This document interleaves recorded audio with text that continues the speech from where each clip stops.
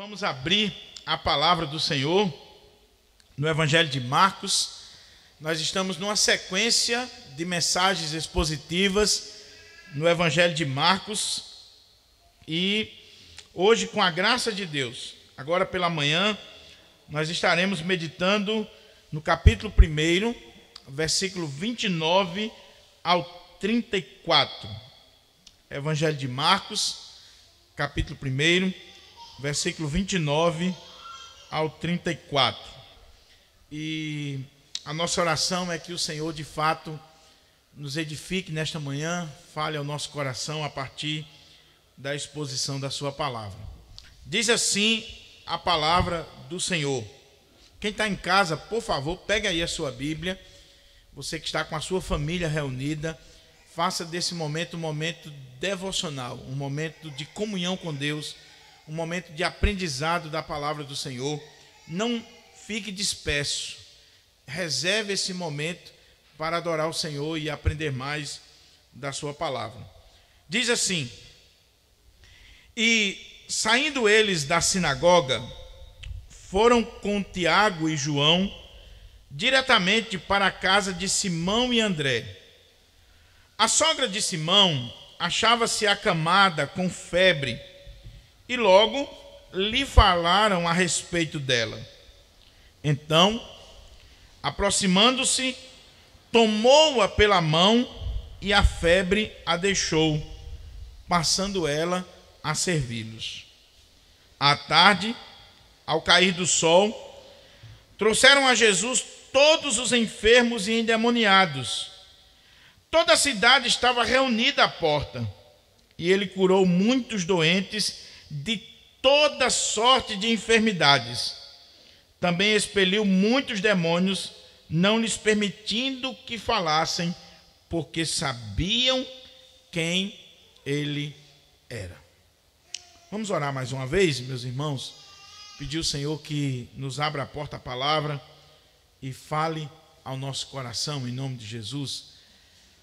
Ó Deus, nós louvamos o Teu nome, nós engrandecemos o Teu nome e nós queremos, nesta manhã, declarar as Tuas maravilhas. Senhor, fala conosco, Senhor. Fala conosco aquilo que nós precisamos ouvir e não pura e simplesmente aquilo que nós queremos ouvir. Que as palavras dos meus lábios e o meditar do meu coração sejam agradáveis na Tua presença, ó Senhor, rocha minha e Redentor meu. Amém. Meus irmãos, à guisa de introdução, eu gostaria de destacar alguns pontos para que a gente possa entender esse texto. Primeiro, que Marcos, ele vem nos dando aqui um relato de um dia na vida de Jesus, um dia do ministério de Jesus. Esse dia inicia-se com a ida dele à sinagoga. Ele vai à sinagoga logo cedo. Chegando ali, ele ministra a palavra. Ali também ele expulsa demônios. E depois Marcos vai colocar para nós, aqui no relato que nós acabamos de ler, Jesus, já por volta do meio-dia, vindo da sinagoga, vai para a casa de Simão, almoçar na casa dele. Em seguida, à tarde, no período da tarde, Jesus vai, mais uma vez, curar enfermos, expelir demônios. Jesus vai exercer um ministério tremendo. E quando a gente chega no versículo 35, que será o texto da nossa meditação à noite, nós vemos que, alta madrugada já, tendo se levantado alta madrugada, foi Jesus para um lugar deserto e ali orava. Então, nessa parte aqui do primeiro capítulo do Evangelho de Marcos, Marcos está mostrando para nós um dia no ministério de Jesus. Um dia, sim, cansativo, um dia de muitas atividades, um dia de pregação, de muitas curas, exorcismo, um dia de oração também. na presença do Senhor. Então Marcos está mostrando aqui desde o sábado de manhã cedinho até o domingo de madrugada, como foram as atividades do Senhor Jesus. Segunda coisa que eu gostaria de destacar ainda, para a gente entender esse texto, é que Marcos está elencando aqui essas histórias não pura e simplesmente por uma curiosidade biográfica. É claro que Marcos está contando para nós a história de Jesus, mas Marcos está contando para nós a história de Jesus com um fundamento teológico. Essa narrativa é teológica. E o que é que Marcos está defendendo aqui no primeiro capítulo, que eu tenho dito aqui em todas as mensagens? Marcos está defendendo que Jesus é o Messias, ele é o Filho de Deus, ele é o Cristo, ele é aquele que cumpre as profecias veterotestamentárias, ele é aquele que tem toda a autoridade, todo o poder. E aí ele mostrou aqui a autoridade de Jesus para ensinar. Ele mostrou aqui, na nossa mensagem anterior, nós vimos a autoridade de Jesus para expelir demônios. E ele vai mostrar agora e provar a autoridade de Jesus sobre as doenças, sobre as enfermidades, sobre essas mazelas que vêm sobre a vida dos seres humanos. Então ele está provando que Jesus tem toda a autoridade e todo o poder sobre seres espirituais. Jesus tem toda a autoridade para ensinar, ele ensinava com autoridade e não era como os escribas. E Jesus tem autoridade sobre as doenças. Ele vai curar a sogra de Pedro, ele vai curar muitos enfermos, ele vai exercer esse ministério terapêutico de cura. E depois Marcos vai mostrar a autoridade de Jesus sobre a natureza, sobre os ventos, o mar, sobre todas as coisas. Então essa é outra coisa para a gente refletir. Mas ainda, em terceiro lugar, o texto que nós acabamos de ler é um texto simples, um texto muito simples. Talvez de todos os relatos do Evangelho, nós estamos diante de uma cura, de um milagre, diríamos nós, muito pequeno, muito simples, singelo. E a pergunta é, por que Marcos achou por bem registrar a cura da sogra de Pedro, curar ela de uma febre? Não é algo muito pequeno? Talvez a gente olhe assim e diga que é irrelevante. Os estudiosos, quando pensam sobre isso, dizem o seguinte: provavelmente Marcos achou por bem colocar esse relato, primeiro, porque Marcos está escrevendo aqui, lembra que eu falei na primeira mensagem, as memórias de Pedro. Então, para mim e você que não somos família, para mim e você que não estava naquela casa, pode ser muito simples, mas para Pedro, que tinha a sua sogra dentro de casa, acamada, ardendo em febre, a expressão no texto original é pegando fogo mesmo. Então, para eles não é uma coisa simples. Para Pedro não foi algo tão simples. Então, Marcos, que está escrevendo as memórias de Pedro, ele lembrou que em algum momento Pedro, ministrando a palavra, pregando a palavra de Deus, ele fez referência a esse milagre do Senhor Jesus na sua casa. Segunda coisa que os estudiosos dizem é que Marcos está escrevendo isso aqui para fazer um contraste para nós, para chamar a nossa atenção, que Jesus é aquele que cura e que se preocupa com as pessoas, não só no ambiente da igreja, do templo ou da sinagoga, mas até mesmo no ambiente do lar. Jesus é aquele que cura em público, diante dos holofotes, diante das multidões, mas também é aquele que age e que cura e que exerce o seu ministério no ambiente do lar, numa casa entre quatro paredes com poucas pessoas. Isso aqui serve de lição para mim e você. Tem muito pastor, muito pregador, que ele só gosta de pregar se for na igreja ou para multidões. Mas chama ele para pregar no ambiente de uma casa. Chama ele para pregar numa reunião doméstica, num culto doméstico, para 3, 4 pessoas. Ele vai dizer: não, eu sou alguém que hoje eu só prego para multidões. Jesus exercia um ministério público diante das multidões. Ele acabou de fazer um milagre na sinagoga, de expulsar um demônio, de pregar a palavra, mas ele sai da sinagoga e vai para o ambiente de uma casa, e lá naquele ambiente do lar, Jesus cura uma mulher diante dos seus parentes, entre 4 paredes, mostrando que o Senhor não tem problema com essa ideia de estar pura e simplesmente diante das multidões. Ele não está impressionado com isso. Outros estudiosos dizem que provavelmente o que está acontecendo aqui, e eu vou citar essa teoria, embora eu não concorde com ela, mas eu vou citar porque de repente você escuta por aí, então, para que você não seja enganado ou até mesmo abrace uma teoria porque achou legal. Alguns estudiosos dizem que o que está acontecendo aqui, e é por isso que Marcos coloca para nós, é que nós devemos olhar esse relato por um viés psicológico. O que está acontecendo? Pedro é de Betsaida. Pedro não era de Cafarnaum. O que está fazendo Pedro em Cafarnaum? Então diz os estudiosos que quando Pedro se converteu, foi chamado por Jesus, lembra do chamado lá à beira do mar da Galileia?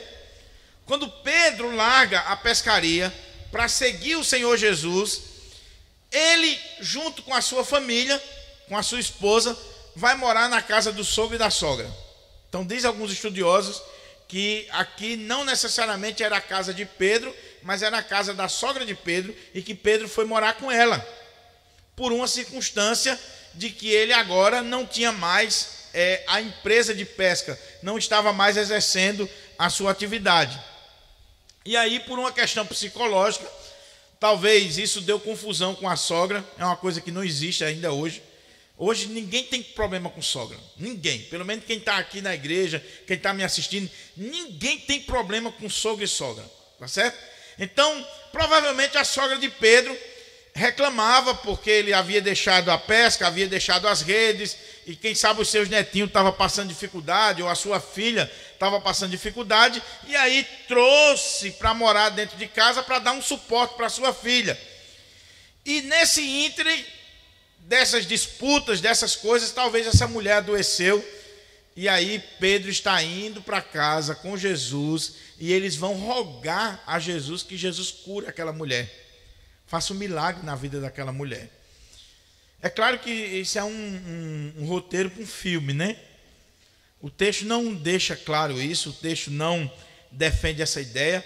Eu entendo que o que Marcos está colocando aqui é pura e simplesmente para chamar a nossa atenção para a autoridade de Jesus e para mostrar que de fato Jesus é aquele que tanto age na sinagoga ou diante das multidões, como age no ambiente privado, no ambiente do lar da nossa casa. Tá certo? Então, com isso em mente, levando em consideração essa questão, esse fundamento, vamos olhar para o texto e a partir do texto extrair daqui lições para a nossa vida.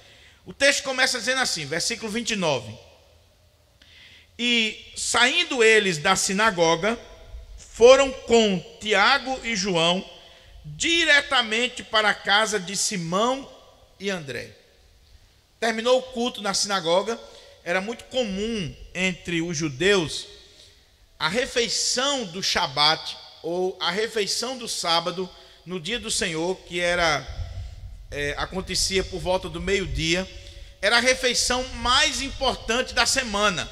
Ainda hoje é assim, né? No final de semana você não reúne sua família, todo mundo à mesa, porque durante a semana é trabalho, corre para aqui, corre para acolá, aquela coisa. Mas no final de semana, então, o judeu geralmente ia para a sinagoga, logo cedo, terminava o culto, a reunião ali na sinagoga, volta para casa, e é a refeição mais importante daquela semana e daquele dia. E diz o texto que Jesus estava ali com Simão, com André, com Tiago, João, na sinagoga.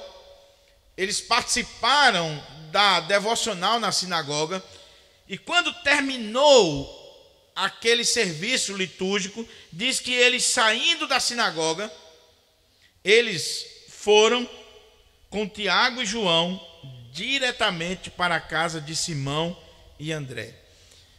Jesus, nesse período aqui, ele estava se hospedando na casa de Simão. Eu entendo, por isso que eu disse que aquela teoria não tem fundamento, que o texto está dizendo que a casa era de Simão e André. Agora, o que é interessante para nós aqui, meus irmãos, é que Jesus está indo para a casa de Simão e André, e diz o texto que a sogra de Simão achava-se acamada. Ou seja, a casa de Pedro era uma casa que estava abrigando o seu irmão e a sua sogra. Ou seja, mostrando que em alguns momentos isso é possível acontecer. É possível que em determinado momento da nossa vida nós venhamos a ser abrigado pela nossa família. Pedro está aqui dando guarida, se a casa é sua, e o texto está deixando isso claro para nós, não só para André, mas para sua sogra. Não sabemos quais são as circunstâncias, o que estava acontecendo, por que Pedro está abrigando a sua sogra, mas o fato é que não só o seu irmão como a sua sogra morava com ele, todos na mesma casa. É claro que isso aqui não é a regra não é essa. A regra, como dizem os nossos pais do interior, a regra é: quem casa, quer casa. Casou, meu filho, cai fora. Mas há momentos na nossa vida em que a gente precisa sim um do outro. A gente precisa sim do sogro, da sogra, do genro. A gente precisa. E é preciso deixar o orgulho de lado. Irmãos, por que eu estou destacando isso aqui? Eu tenho acompanhado alguns casais, inclusive na nossa igreja, que tem muito problema com sogro e sogra. Como eu disse, isso é muito comum. E os problemas são a partir de dois viés. O primeiro, a interferência exacerbada do sogro e da sogra na vida do novo casal. Sabe aquele sogrão que ele quer determinar tudo? Sabe aquela sogra que chega na sua casa e ela quer dizer onde é que tem que botar os móveis, como é que tem que ser a comida, como é que você arruma a casa, como é que você engoma a roupa do marido? Sabe aquela sogra que é a dominadora? É a dominadora. Talvez você está me assistindo aí, minha irmã, e você diz assim: ah, pastor, o senhor hoje está descrevendo a minha vida, porque você precisa conhecer minha sogra. Sabe qual é o problema de sogra, irmão? É porque, veja bem, são duas mulheres apaixonadas pelo mesmo homem. Duas mulheres apaixonadas pelo mesmo homem é uma briga grande, não é não? Por isso que sua sogra lhe dá tanto trabalho. Por isso que ela fica querendo saber como é que você faz a comidinha do filho dela, como é que você engoma a roupa do filho dela, como é que você está cuidando do filho dela. É um neném danado. Então essa interferência prejudica o casal, prejudica o lar. Vai destruir o casamento se não tiver cuidado. Então, muitas vezes o sogro e a sogra ajudam o novo casal, mas não só ajuda, quer interferir, quer mandar, quer determinar. E geralmente o conselho que eu dou é o seguinte: olha, chegue para o seu sogro e a sua sogra, seja o homem ou a mulher, e diga assim: olha, se vocês quiserem nos ajudar, fique à vontade. Agora, interferir na nossa vida, não. Se você quiser me dar um apartamento, me dê. Agora, a cor do apartamento, os móveis do apartamento, a maneira de arrumar o apartamento, eu e a minha esposa, ou eu e o meu marido, nós vamos fazer. Não vai ser você. Se você quiser investir na minha vida, invista. Agora, não interferir, manipular. A gente precisa ter cuidado, irmão. Eu acompanho casais da nossa igreja que já andaram à beira da separação por causa de interferência de sogro e sogra. Mas qual é o outro lado da moeda? O outro lado da moeda é aquele casal novo, está começando a vida, achando que sabe de tudo e diz assim: não preciso do meu sogro e da minha sogra. Olhe, nós queremos cortar todos os laços. É um miserável ou uma miserável, não é não? Queremos cortar todos os laços, não queremos nenhum tipo de contato, cada um na sua casa, cada um no seu quadrado, não quer ajuda de nada. Ei, baixa a bola, deixe-se orgulhoso, porque você não sabe o amanhã, você não conhece o amanhã. Talvez você vai precisar sim do seu sogro e da sua sogra, talvez o seu sogro ou a sua sogra venha morar dentro da sua casa pelas circunstâncias da vida. Então, nós precisamos deixar de ser orgulhosos, presunçosos, achar que somos autossuficientes. Pedro morava com o irmão e com a sogra. Não é a regra, mas pode acontecer. Não é o ideal, mas pode acontecer. E as circunstâncias da vida muitas vezes nos levam a um momento como esse. Então diz o texto: e saindo eles da sinagoga, foram com Tiago e João diretamente para a casa de Simão e André. Terminou o culto. Sabe aquela turma que diz assim: vamos almoçar na casa do pastor? Vamos lá para o pastor. Aqui não foi isso. Não foi para a casa do pregador nem do líder da sinagoga. Chamaram Jesus, Pedro. Jesus se hospedava lá e o grupo que estava com Jesus disse: olha, hoje o almoço é lá na casa de Pedro. E aí chamaram o Senhor e eles foram diretamente para a casa de Simão e André. Chegando lá, diz o texto que a sogra de Simão achava-se acamada. O texto aqui de Marcos diz com febre. O texto de Mateus diz que ela estava ardendo em febre. E o texto do doutor Lucas, que era médico, que conhecia muito bem essa circunstância, Lucas diz que ela estava com a febre muito alta. Uma febre muito alta. Ontem eu até pensei em entrar em contato com o doutor Medeiros para tirar algumas dúvidas sobre a febre. Mas foi uma correria tão grande, Medeiros, que passou. Mas uma das coisas que eu aprendi, se eu tiver errado, me ajude aí, viu, Medeiros, por favor. Mas uma das coisas que eu aprendi é que febre não é doença. A febre em si não é doença. A febre é um antibiótico do corpo.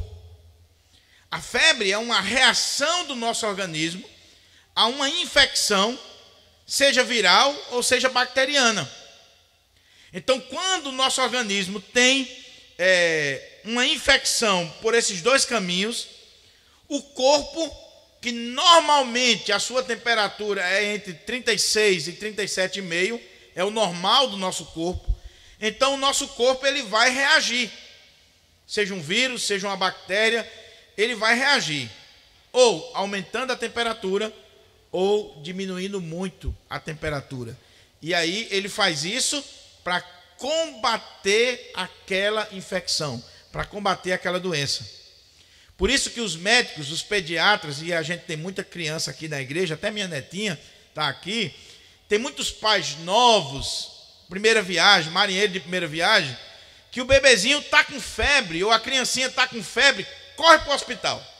Porque hoje é assim, o casal, principalmente se tem plano de saúde, parece que é chique ir para o hospital, né?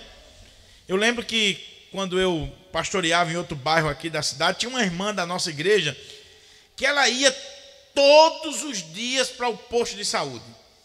Eu nunca vi ela faltar um dia. Era consulta por cima de consulta. Eu dizia: meu Deus do céu, como é que essa pessoa consegue ir todos os dias para o médico? Então tem casal novo que a criança está com febre e aí corre para o médico. E o que os médicos dizem, principalmente os pediatras? Se a sua criança está com febre, está febril, mas ela está contente, ela está brincando, ela está exercendo as atividades, espere mais um pouco, não precisa ir para o hospital.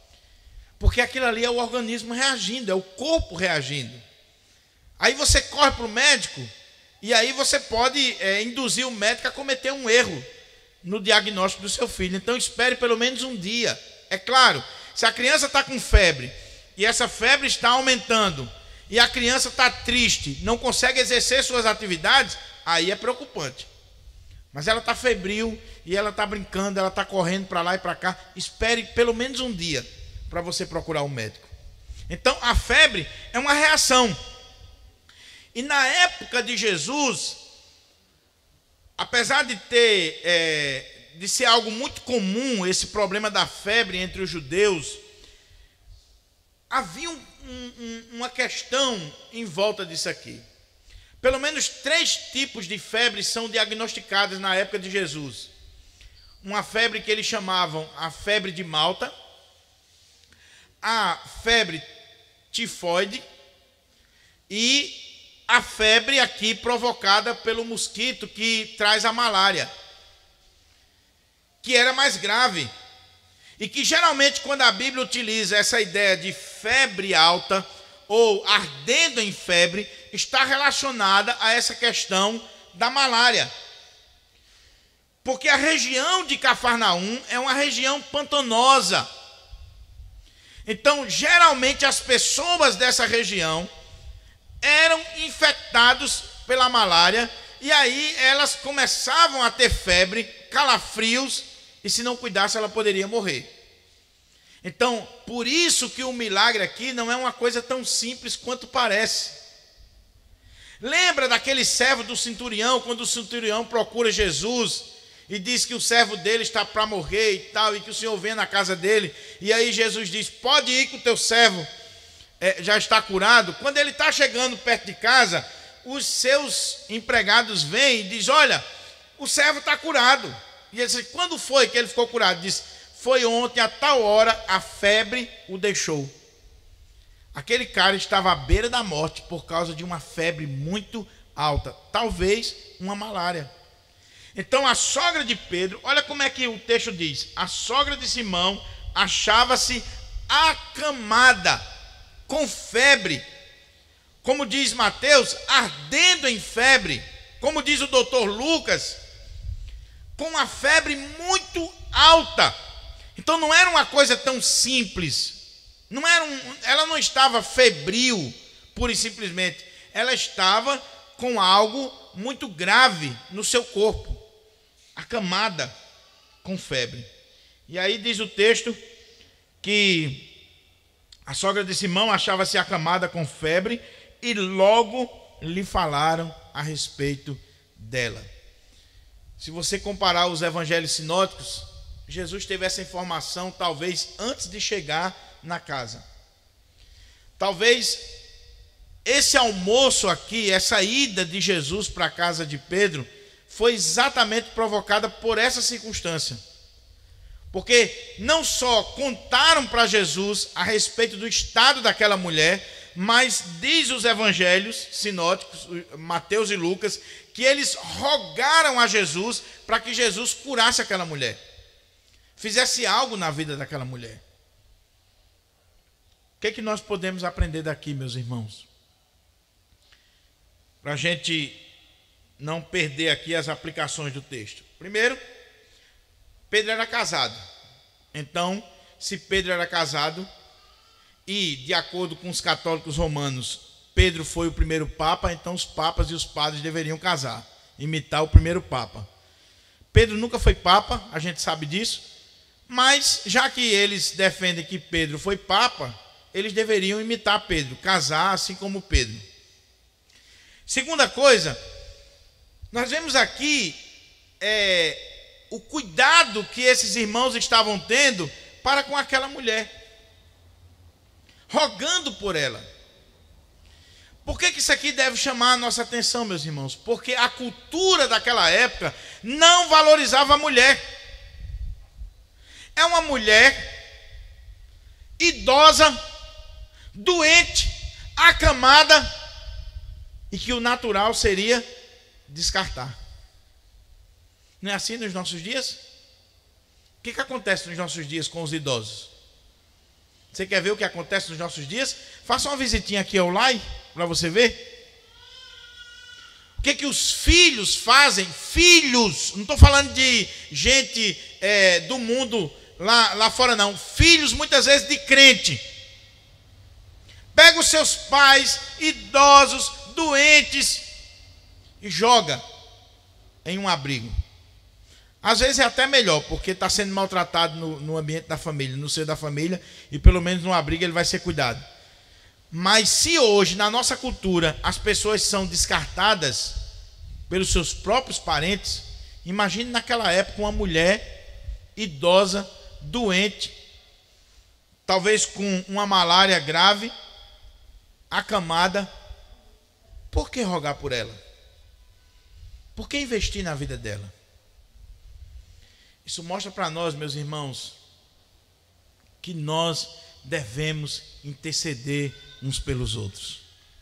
Nós devemos clamar a Jesus uns pelos outros.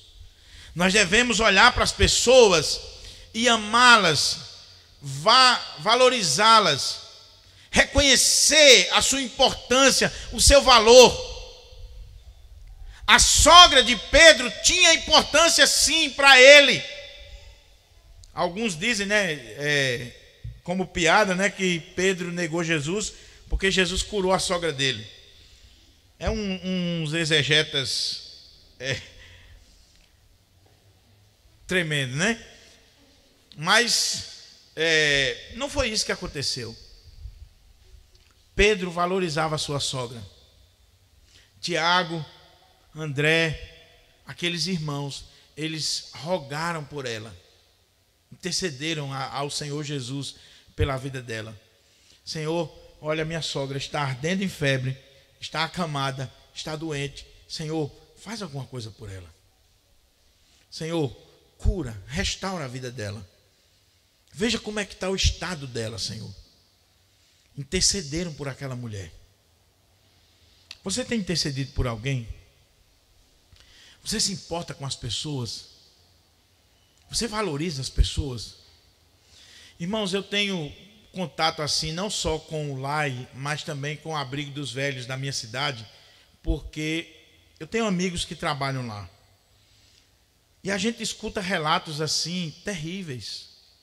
Por exemplo, lá na minha cidade tem uma senhora que foi colocada no Abrigo dos Velhos, uma das grandes empresárias do nosso estado.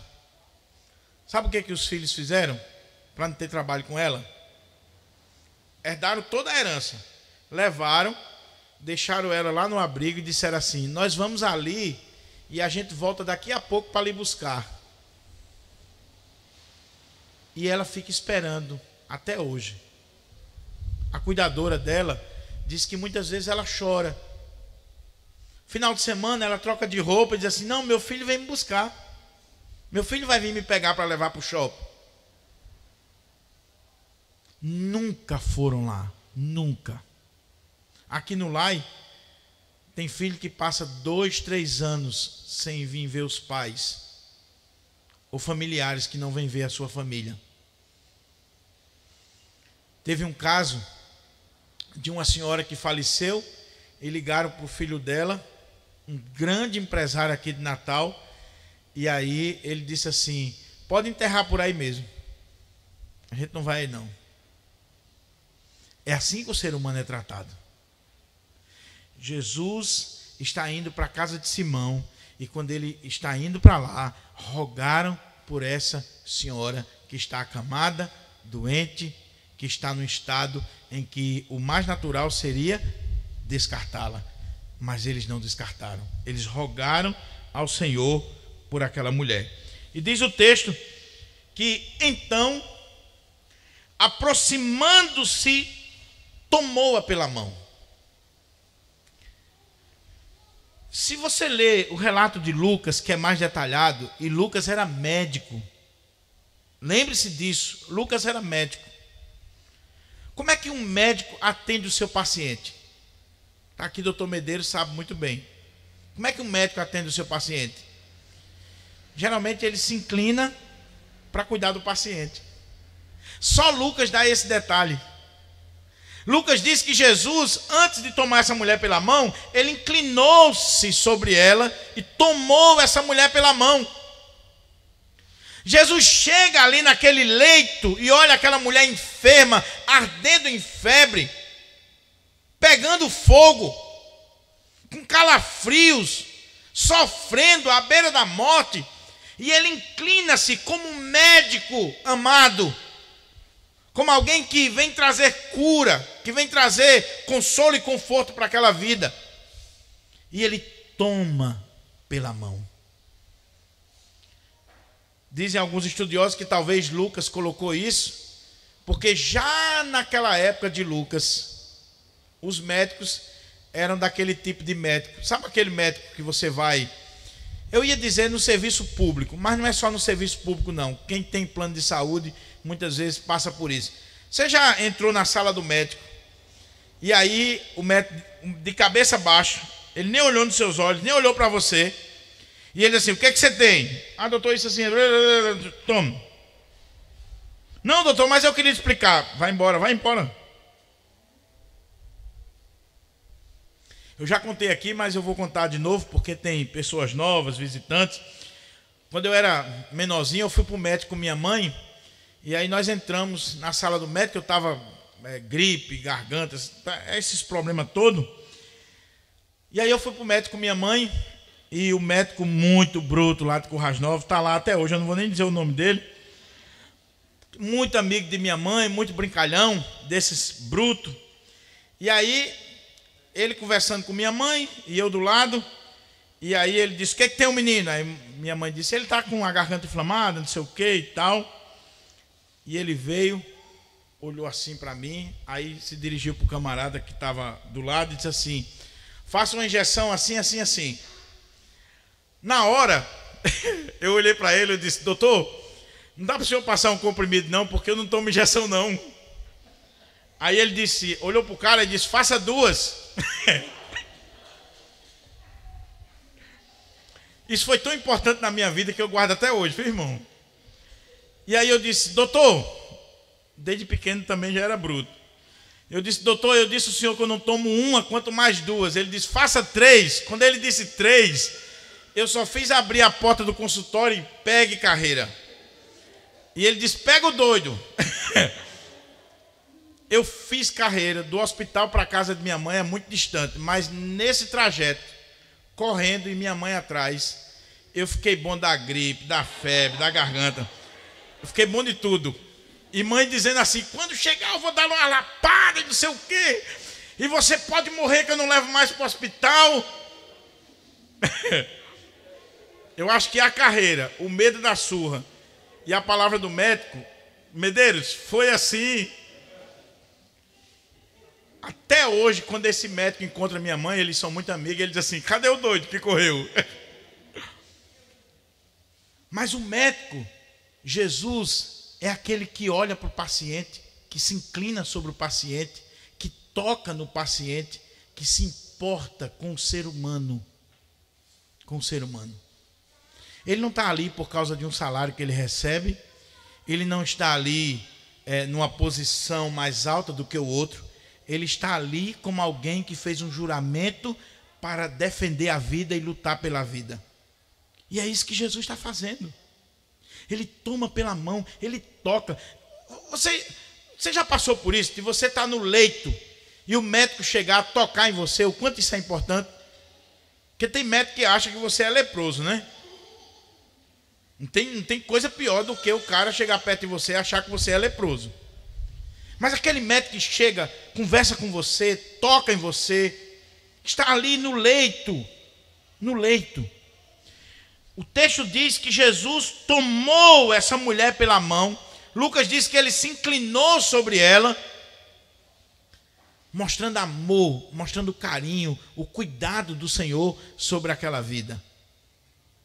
Isso é algo que deve nortear o trabalho dos médicos cristãos, mas isso é algo que deve nortear toda a nossa vida. Quando você for ajudar alguém, de fato, envolva-se com aquela pessoa. Toque nela, não trate ela como um leproso, como alguém que deve ser excluído. Incline-se para ouvir aquela pessoa. Incline-se para ouvir. Aí diz o texto que tomou-a pela mão e a febre a deixou. Lá no Evangelho de Mateus e também Lucas, diz que Jesus repreendeu a febre, mandou a febre embora. E isso faz com que os estudiosos levantem a seguinte questão: que provavelmente a causa da doença dessa mulher e da febre alta no seu corpo era espiritual. Alguns querem dizer porque a palavra que é utilizada para Jesus repreendendo a febre, falando com a febre, é a mesma palavra que é utilizada para quando Jesus está expelindo demônios. E na cultura judaica, na cultura daquele povo lá, quando você tinha febre alta, ou você estava em pecado ou você estava endemoniado. Era na cosmovisão daquela época, quando alguém estava com febre muito alta, era porque ele estava com a influência de algum espírito. Ele estava sofrendo um castigo de Deus. Então, alguns estudiosos querem crer que a causa da doença dessa mulher era espiritual. Poderia ser que um espírito estava provocando essa doença. Eu não tenho como afirmar isso à luz do texto, mas o fato é que Jesus repreendeu a febre e mandou a febre embora, e a palavra era usada também para expelir demônios. Eu não tenho como dizer que toda doença é fruto da ação maligna ou de um demônio, mas a Bíblia coloca que em alguns casos existiam surdos, mudos, cegos, pessoas aleijadas por causa da influência de demônios. Então nós temos que ter cuidado de não ir nem tanto ao mar, nem tanto à terra. Existem casos que a doença é pura e simplesmente biológica. A doença tem a ver pura e simplesmente com as questões naturais. Mas existem casos que as doenças têm a ver com influência, sim, maligna. E aí quando o Senhor manda o espírito embora, aquele demônio embora, a pessoa fica curada. Ela volta a sua saúde. Então, o texto diz que Jesus falou com a febre, repreendeu a febre, mandou embora aquela febre. E diz aqui o texto que ele, tomando ela pela mão, a febre a deixou, passando ela imediatamente. Essa é a ideia, a servi-los. Ou seja, a cura de Jesus foi total e imediata, porque na hora a mulher se levantou e já começou a mexer nas panelas, ajeitar o almoço para servir ao Senhor Jesus. Por que Marcos está colocando isso aqui? Porque na época de Marcos, na época do povo judeu, geralmente as curas, os exorcismos, aquilo que acontecia no contexto judaico, era cheio de muito misticismo. Então, por exemplo, eu estava pesquisando sobre isso, e geralmente quando alguém estava com uma febre muito alta ou com esse tipo de doença, existia todo um ritual mágico para curar aquela pessoa. Eu estava lendo um comentarista, ele dizendo que, por exemplo, pegava-se uma faca, enrolava-se com o cabelo da pessoa, e aí em determinadas horas lia uma passagem do Êxodo, depois de mais algumas horas lia outra passagem do Êxodo, e por aí vai, até no terceiro momento se declarava a cura. Então existia muito misticismo, muito ritual. E por que Marcos está chamando a atenção para isso aqui? Para a autoridade de Jesus, para a maneira de Jesus curar. Porque Jesus chega e simplesmente toca naquela mulher, repreende a febre, manda ela embora e a mulher fica curada. Para expulsar demônio naquele tempo era um ritual tremendo, cheio de coisas. Leia os livros apócrifos, por exemplo, leia o livro de Tobias. Tem um ritual lá no livro de Tobias que para expulsar um demônio, botava-se um peixe para assar, tirava as entranhas do peixe e com aquilo ali se expelia demônios. Jesus chegava e dizia: cala-te e sai desse homem. E o demônio batia em retirada. A palavra de Jesus tinha poder, tinha autoridade. Então quando Jesus tocou naquela mulher e repreendeu a febre foi embora. Não precisou de mais nada, de nenhum ritual, de nenhum misticismo, de nada que as religiões daquela época faziam. É isso que o texto quer chamar a nossa atenção. E para cura imediata, total. Aqui não é milagre de Araque não, irmão. O texto começou dizendo que a mulher estava acamada, ardendo em febre. Essa mulher estava num estado difícil. Jesus chegou, se inclinou sobre ela, tocou nela, repreendeu a febre, mandou embora. Na mesma hora, a mulher foi completamente restaurada. Você sabe que não é assim que acontece, né, Medeiros? Você toma um remédio, você tem que se deitar um pouquinho, aí você vai se recuperando, ganhando forças. Você estava sem se alimentar, estava assim, aquilo outro. Leva um tempinho para você ser completamente restaurado. Aqui não. Aqui a restauração foi total, completa, imediata, a ponto da mulher se levantar e estar disposta para cozinhar, para lavar a louça, para cuidar da casa, para fazer as suas tarefas. É isso que o texto está querendo chamar a nossa atenção. Mas a outra coisa interessante é que diz que ela se levantou e passou a servi-los. O que é que isso traz para nós, meus irmãos? Não só a autoridade, o amor de Jesus, o poder de Jesus, mas quando nós somos alvo da intervenção de Deus, de um milagre de Deus, de uma bênção de Deus, o mais natural na nossa vida é nós nos levantarmos e querer servir ao Senhor. Imediatamente. O que eu posso fazer para agradar o meu Deus? Eis-me aqui. Aquela mulher, ela poderia dizer assim: pronto, agora eu estou curada, agora eu vou para o shopping de Cafarnaum e peça quentinha, né? Porque agora eu estou curada, eu vou lavar louça, eu vou fazer comida, Não, ela foi curada e imediatamente a consciência dela foi: eu tenho que servir ao Senhor. Eu tenho que servir, e servir não só ao Senhor, servir aqueles que estavam com o Senhor, porque diz o texto, passou a servi-los aos seus irmãos. Cá entre nós, você é assim? Ou você é daquele que só quer ser servido? Ou você é daquele ou daquela que só quer as bênçãos de Deus? Só quer ser agraciado? Você quer cura, você quer prosperidade, você quer que o Senhor intervenha na sua vida, mas você não serve a ninguém. Você não estende a mão para ninguém.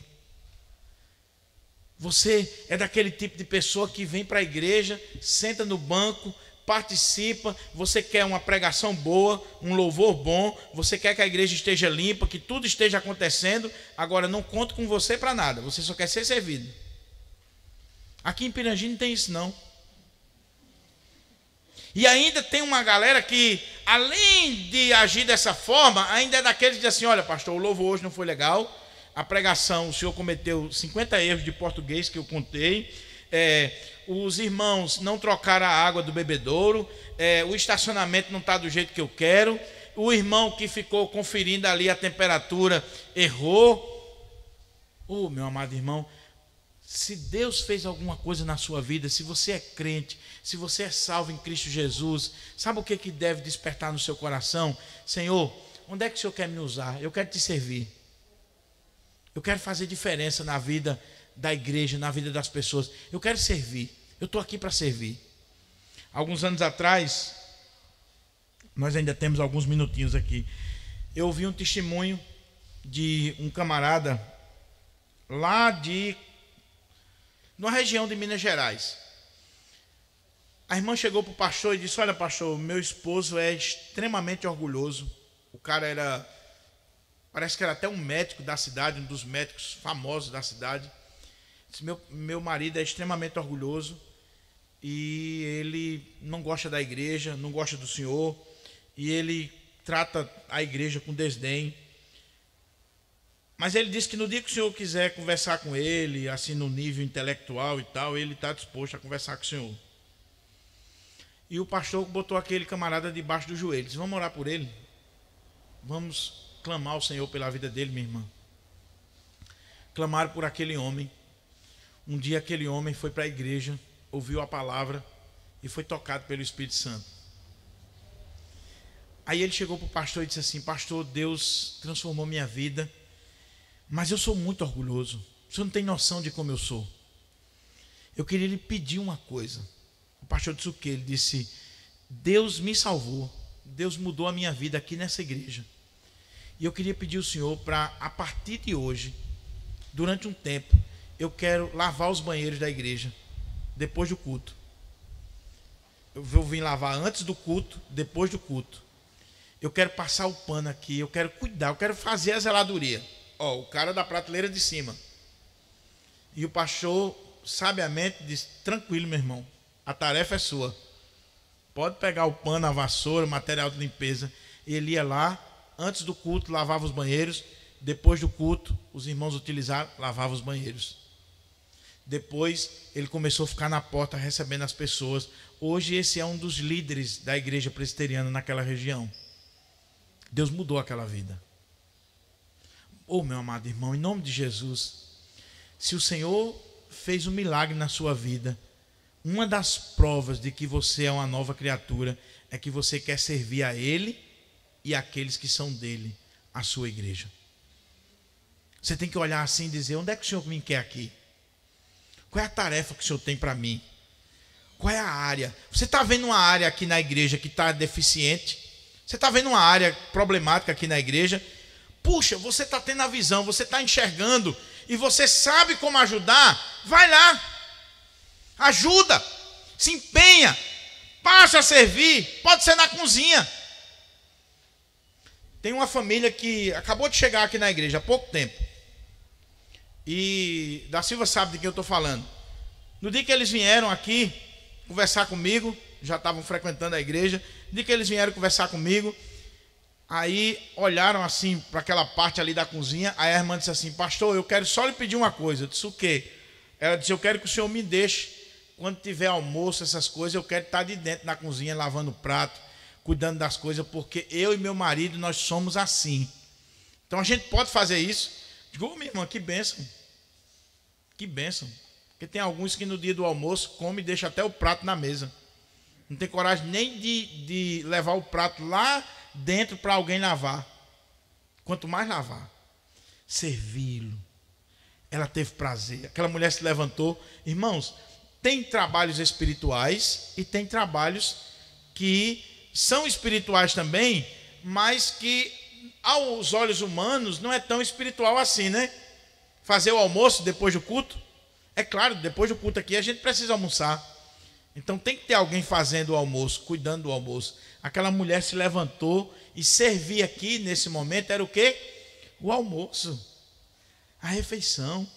Talvez ela foi para a cozinha ajudar a sua filha e começou a ajeitar ali, e vamos, e preparou todo aquele almoço.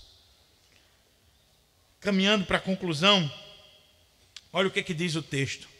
À tarde, ao cair do sol, trouxeram a Jesus todos os enfermos e endemoniados. Toda a cidade estava reunida à porta. Veja, o milagre da sinagoga, quando Jesus expeliu o demônio, e essa cura na casa de Pedro, chegou aos ouvidos da comunidade de Cafarnaum. E diz o texto que à tarde, ao cair do sol, os estudiosos colocam aqui que pode ser entre 3 e 6 da tarde, mas pelo contexto que tem aqui das pessoas levando os doentes, aqui já é por volta de 6 horas da tarde. As pessoas tomaram a porta da casa de Pedro, diz assim: à tarde, ao cair do sol, trouxeram a Jesus todos enfermos, endemoniados. Toda a cidade estava reunida à porta, e ele curou muitos doentes de toda sorte de enfermidades. Também expeliu muitos demônios, não lhe permitindo que falassem, porque sabiam quem ele era. Se você ler o texto de Mateus e Lucas, você vai ver que esse dia de trabalho de Jesus aqui foi intenso. Ele começou o dia pregando e expulsando demônio. De meio-dia, na hora do almoço, ele teve que repreender a febre daquela mulher e aí esperar que aquela mulher preparasse o almoço junto com a filha dela. E aí, entre 3 e depois das 6 horas da noite, Jesus está ali curando, expelindo demônios. E o texto de Lucas diz que ele impôs as mãos sobre cada uma dessas pessoas. Cada uma delas. Ou seja, se estava toda a cidade reunida à porta, é claro que há uma hipérbole aqui, não é que 100% da cidade estava. Alguns estudiosos dizem que a ideia aqui é que aquela multidão de enfermos que tinha na cidade afluiu para lá, foram levados para lá. Mas era muita gente, muita gente. E Jesus curou todas aquelas pessoas que estavam acometidas de várias enfermidades e expeliu os demônios. Mas com detalhe, tratando cada uma individualmente, impondo as mãos sobre cada uma delas. Mais uma vez, está mostrando o cuidado de Jesus e o amor de Jesus para com o ser humano. Ele não trata a massa. Para ele você não é um número. Para ele você é um indivíduo. Eu já vi no interior, não sei se os irmãos já viram, mas eu já vi no interior um médico fazer assim. Está a sala de espera lá cheia de gente, e aí ele dizer: entra todo mundo, você, e só receitando. Jesus não faz assim. Pode estar a fila que for, a multidão que for, Jesus tratava cada um individualmente, impondo as mãos sobre aquelas pessoas, e diz o texto que ele curando toda sorte de enfermidades. Aqui, meus irmãos, a coisa complica, porque é todo tipo mesmo. A expressão que aparece no grego para toda sorte é poikilos, de onde vem policromático, ou seja, as cores mais variadas. A ideia aqui é que Jesus curou gente que estava enferma de todo tipo de doença que você imaginar.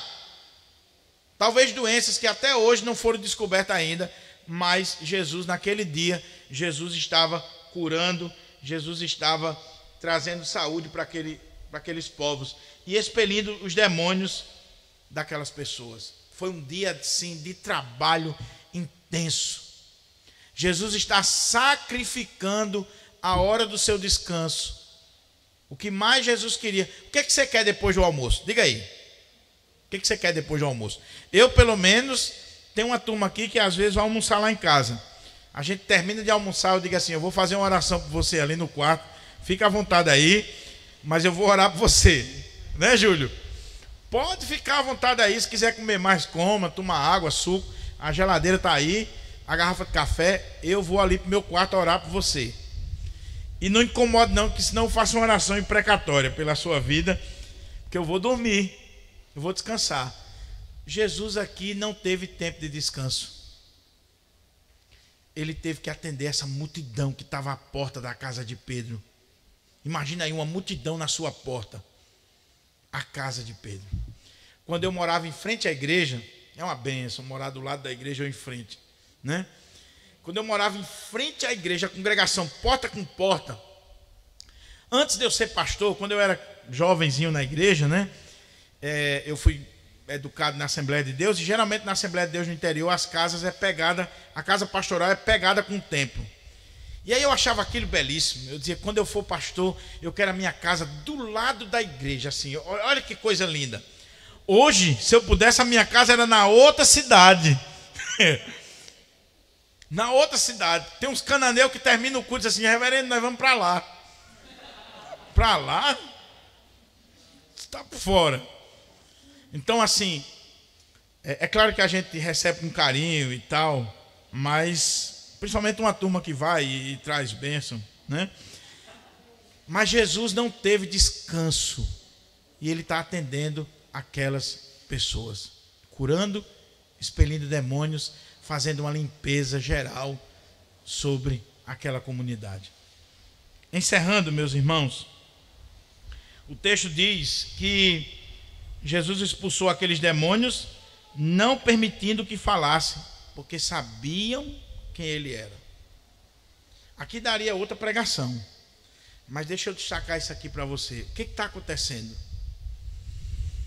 Lembre que eu falei que Marcos está relatando a história de Jesus, os milagres, Jesus expelindo demônios, Jesus tendo autoridade no ensino. Ele tem um propósito teológico. Qual é o propósito? Mostrar que Jesus é o Messias. Mostrar a autoridade de Jesus. Jesus não está fazendo essa limpeza geral por acaso. Ele está provando que ele tem autoridade sobre espíritos, sobre enfermidades, sobre tudo. Ele tem autoridade. E aí, quando ele está exercendo o ministério, invadindo o território de Satanás, curando enfermos, expelindo demônios, fazendo aquela limpeza geral, o que é que os demônios fazem? Aqui o texto de Marcos está resumido, mas o texto diz assim: não lhes permitindo que falassem. Por quê? Se você olhar lá em Mateus e Lucas, vai dizer que os demônios começaram a dizer assim: verdadeiramente esse aí é filho de Deus. E Jesus não permite que eles falem, porque eles sabiam quem ele era. A questão é, por que Jesus faz isso? Por que em alguns momentos Jesus curou as pessoas e disse assim: não diga a ninguém, vá simplesmente mostrar ao sacerdote. Aqui no Evangelho de Marcos, por pelo menos 4 vezes, Jesus manda os demônios se calar. Ele diz: não fale nada, cala-te. Sabe por quê? Por 3 razões, e nós oramos.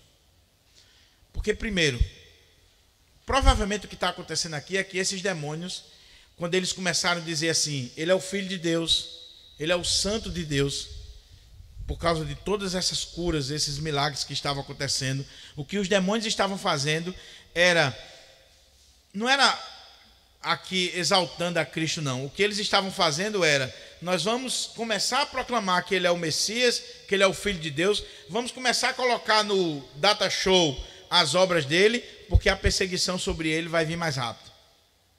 Vão matá-lo mais rápido. Provavelmente é isso. A outra coisa é que o testemunho desses demônios, Jesus não aceita. Jesus não aceita o testemunho dos demônios, porque é a palavra do diabo. Eles estão dizendo alguma mentira? Não, mas é Satanás. São os demônios falando. Por que eles estão dizendo isso? Eles sabiam quem era Jesus. Mas com certeza, quando o diabo usa a palavra de Deus, ou quando o diabo testemunha alguma coisa a respeito de Deus, o seu propósito é maligno, é nefasto. Ele não usa a palavra para edificar, para abençoar. E aí Jesus não vai permitir o testemunho dos demônios. Cale-se, saia deles.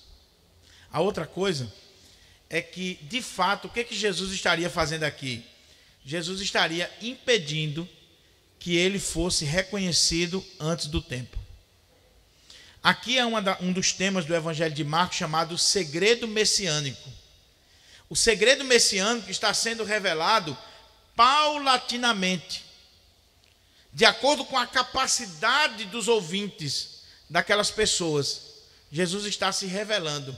É interessante quando você lê os evangelhos, que Jesus vai dando flashes da sua divindade, da sua autoridade. Ele cura, ele expulsa demônios, ele ordena aos ventos, ele ordena a natureza, e aí as pessoas vai caindo a ficha.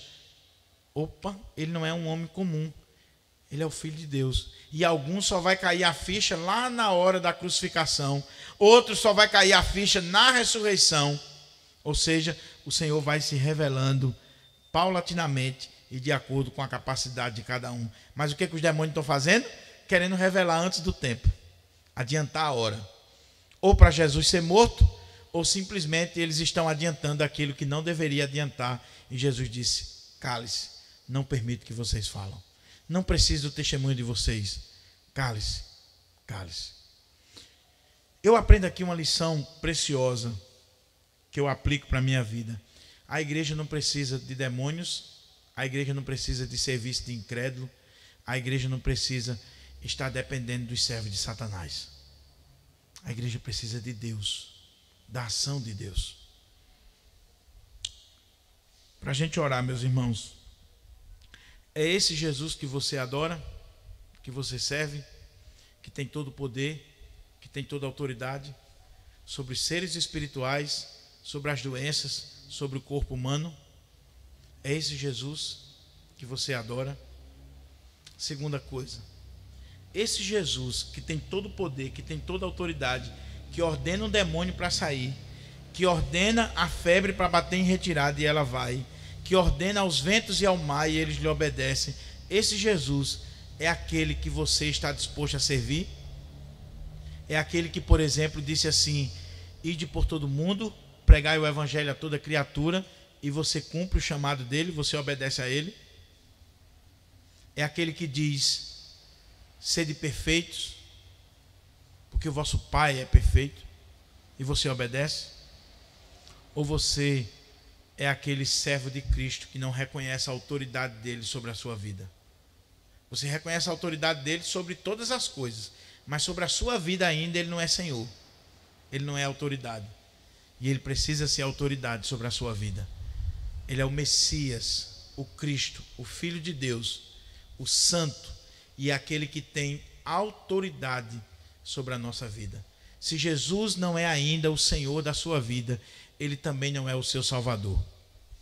Ele precisa ser o seu Salvador e o seu Senhor. Ele precisa ter autoridade, poder e domínio sobre o seu corpo, sobre as suas decisões, sobre todas as áreas da sua vida. Se ele não tem, se existe alguma área da sua vida, algum departamento que o Senhor Jesus ainda não exerce essa autoridade, não é o Senhor, tem alguma coisa errada com você.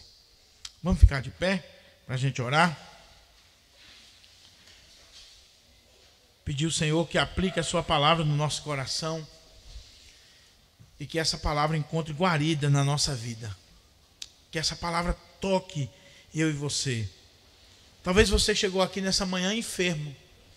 Talvez você chegou aqui enfermo no corpo ou na alma.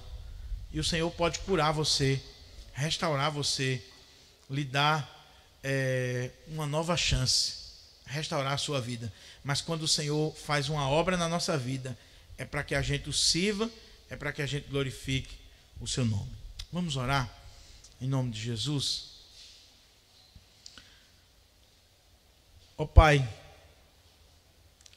nós louvamos o teu nome pelo amor, pela compaixão, pelo poder, pela autoridade do Senhor Jesus Cristo. Como é bom, Senhor, saber que o Senhor se preocupa com uma senhora. Como é bom saber que o Senhor se inclina sobre aqueles que estão no leito da dor.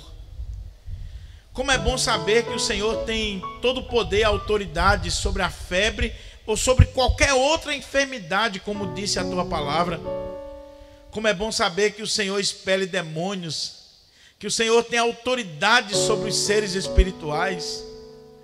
Como é bom saber que o Senhor é Senhor dos céus e da terra, que todo o poder te pertence.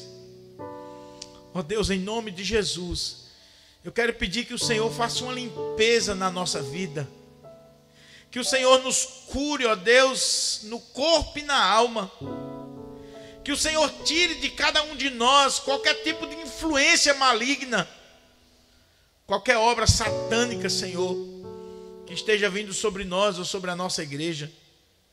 Se há alguém nos assistindo nesse momento, meu Pai, precisando de cura ou de libertação, que o Senhor realize, ó Deus, essa obra maravilhosa na vida deles, para a glória do teu nome, Senhor.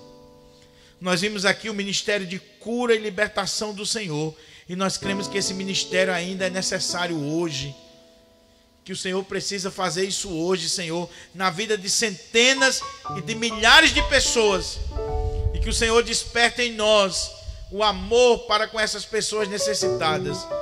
Mas, Senhor, eu quero também te pedir que à medida que o Senhor for fazendo a obra na minha vida, na vida dos meus irmãos, na vida daqueles que nos acompanham, que o Senhor também vá tocando os nossos corações, para que nós venhamos te servir, Senhor, com alegria, com singeleza de coração, com gratidão na nossa alma, por tudo que tu és, por tudo que o Senhor fez, por tudo que o Senhor faz e ainda fará nas nossas vidas.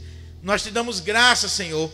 Nós viemos aqui para te render graças. Nós queremos te servir, Senhor, com os nossos dons, com os nossos talentos, com os nossos recursos, com a nossa casa, Senhor, colocando à disposição do Senhor, para que o teu nome seja glorificado a partir do nosso serviço. Desperta o teu povo, Senhor, nesta manhã. Desperta os teus filhos e as tuas filhas para servirem na tua obra, assim como a sogra de Pedro te serviu naquele dia, assim como aqueles irmãos te serviram no apostolado. Nós queremos te servir, Senhor. Abra os nossos olhos, nos mostra qual é o nosso dom, o nosso talento e a área que o Senhor quer nos usar para a glória do teu nome. É em Cristo Jesus que nós te oramos, te agradecendo por este culto e pedindo que o Senhor nos leve em paz para os nossos lares, que o Senhor nos dê um dia na tua presença e que logo mais à noite, mais uma vez, nós estejamos aqui para te adorar, para louvar o teu nome e para ouvir a tua voz a partir da exposição da tua palavra. É no nome do teu Filho amado que eu te oro e desde já te agradeço, hoje e sempre. Amém.